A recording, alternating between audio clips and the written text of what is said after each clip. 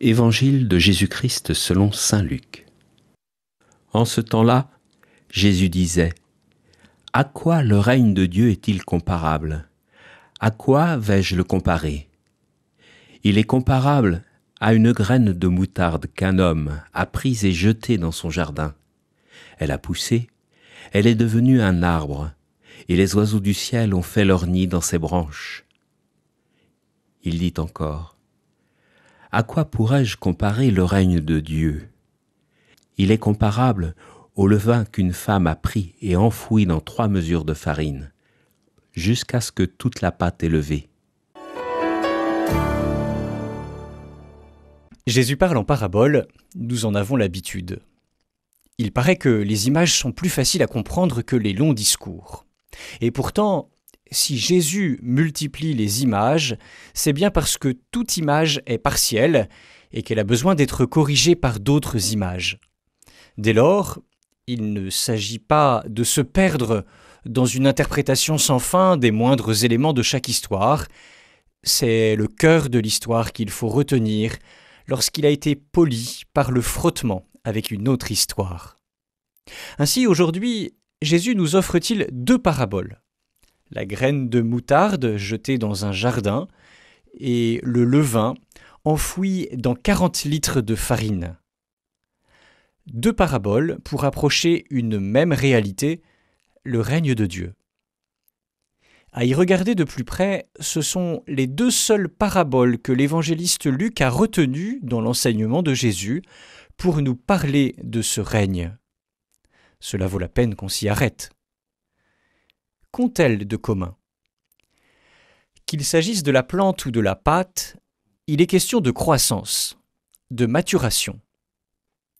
Et nous qui nous prenons parfois à rêver qu'en tirant sur les carottes, elles pousseront plus vite. Aucun enchantement. Le règne de Dieu est un long processus. La disproportion entre la faiblesse des moyens et l'ampleur de la tâche est l'autre caractéristique de ce règne. Sur ce point, nos 2 paraboles illustrent ce que Jésus vient d'opérer. Une seule guérison, le redressement d'une femme courbée un jour de sabbat. Le règne de Dieu grandit chaque fois que Jésus agit dans une vie. Une vie, cela paraît dérisoire à l'échelle de l'humanité. Et pourtant, l'action du Christ dans chacune de ces vies est efficace. Et c'est ainsi que le règne de Dieu grandit. Et rien n'arrête ce processus, nous l'avions déjà constaté hier. En cela, Jésus vient vraiment accomplir les promesses transmises par les prophètes. Il les accomplit en les dépassant. En effet, Dieu avait promis par la bouche d'Ézéchiel qu'un jour, un arbre abriterait un grand nombre d'oiseaux du ciel sur une haute montagne. Comment ? Dieu lui-même planterait une bouture du grand cèdre. Un cèdre, quel arbre majestueux, quelle protection pour les volatiles d'alentour. Jésus fait plus grand avec de plus petits moyens. Un pied de moutarde qui deviendra un nichoir universel.